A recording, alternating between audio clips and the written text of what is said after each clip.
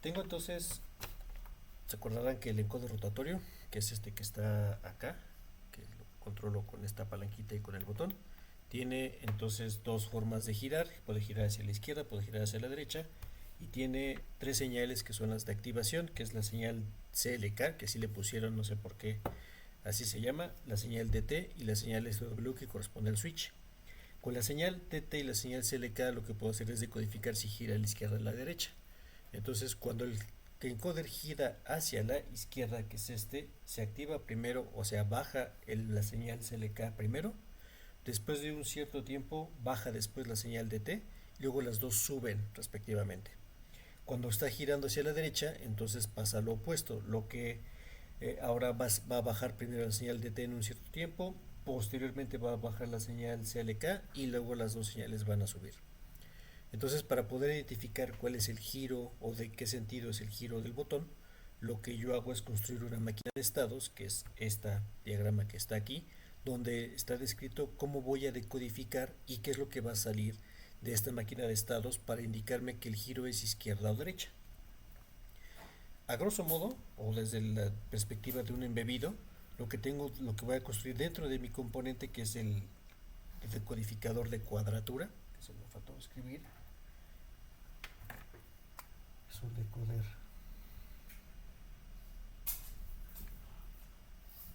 cuadratura.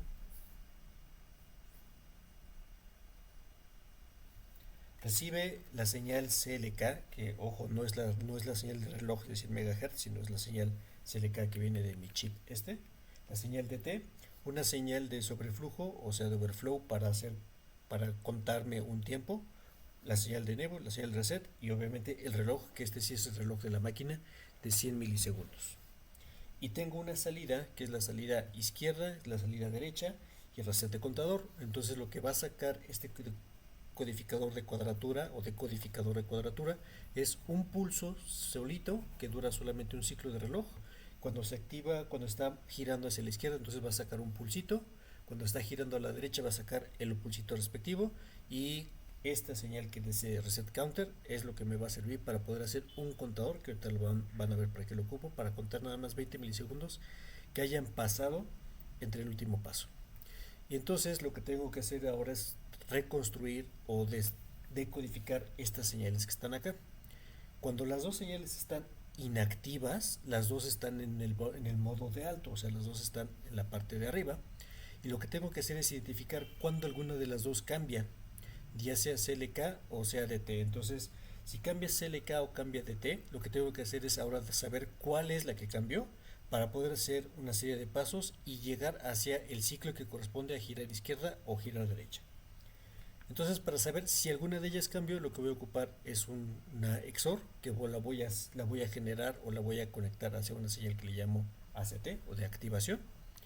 Y el algoritmo o el procedimiento, mejor dicho, el diagrama de estados que voy a construir es este. Entonces, estoy esperando, tengo un estado de espera mientras las dos señales están en alto, que serían estas partes que están al inicio. Mientras este act esté en cero, o sea, las dos están iguales, pues entonces voy a estar esperando hasta que algunas de las dos señales hace que esta señal de activación cambie. Cuando la señal de activación cambia, que puede ser por estos dos caminos, entonces pregunto cuál de las dos señales fue la que bajó, si bajó DT o bajó CLK. Si bajó DT, entonces me voy a ir al camino hacia la derecha, voy a esperar ahora a que la señal CLK sea la que cambie, porque eso debe pasar después, va a pasar de alto a bajo. Entonces mientras esta señal o mientras el valor de DT, perdón, de CLK esté en alto y el valor de DT esté en bajo, voy a estar esperando hasta que la señal cambie. Y si por alguna razón la señal DT vuelve a regresar a su estado actual, o sea, al estado de 1, entonces regreso al estado de espera, porque eso podría pasar. Si yo no hago completo el giro o tengo un error en el giro, entonces la señal CLK nunca bajó, y entonces en cuanto regresa la señal de T significa que algo pasó y que no hubo una decodificación correcta de las señales. Entonces regresaría acá. Si no, entonces me espero en este estado hasta que la señal CLK baja. Una vez que la señal CLK baja, que es este pedazo que está aquí, entonces yo sé que la señal se debo de emitir una señal de derecha, la emito, y luego me espero 20 milisegundos, que pasen 20 milisegundos para poder regresar entonces al estado de espera inicial. Y del otro lado es exactamente lo mismo, entonces me voy hacia acá, espero a que la señal CLK baje, ahora me espero con la señal DT en alto y la CLK en bajo, espero. Una vez que la señal DT se activa en bajo, que ahora es esta, entonces emito un pulso de señal que dura solamente un ciclo de reloj. Voy de este lado y entonces espero los 20 milisegundos que corresponden para poder regresar después al valor inicial o al estado inicial, que es el que está al inicio del ciclo. Como ven, siempre en una máquina de estados, entonces siempre debo tener un ciclo completo durante toda esta parte. O sea, siempre que llego a un estado final, debo regresar al ciclo inicial para poder construir mi máquina de estados y generar las acciones que necesito.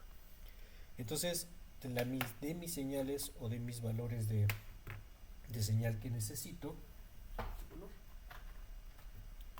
en este estado de emite derecha, la señal DER se activa.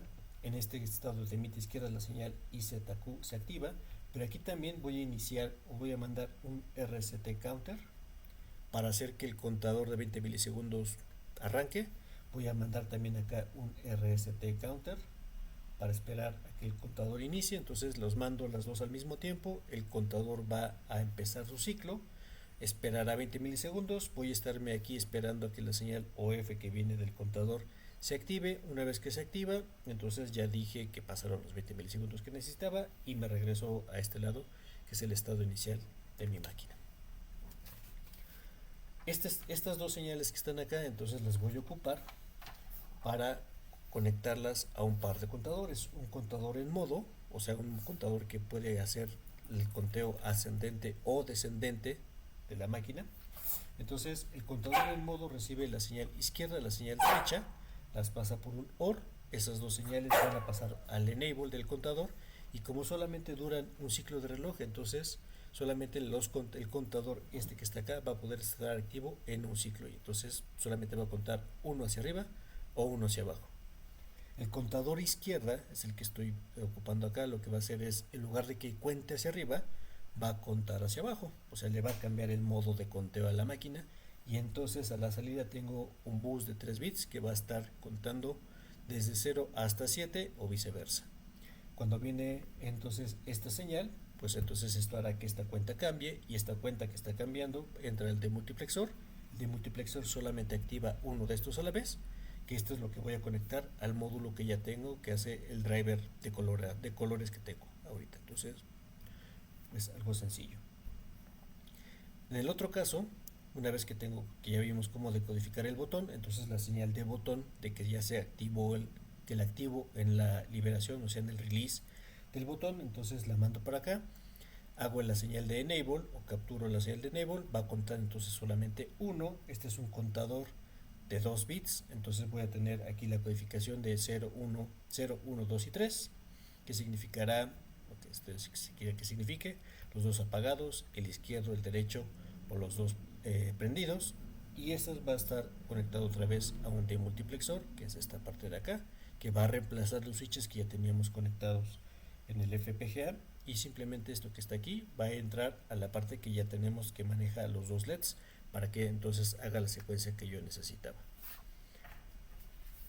Todos los relojes de CLK100M que están acá, tanto estos como el de la máquina que está aquí, tienen que estar conectados al mismo reloj.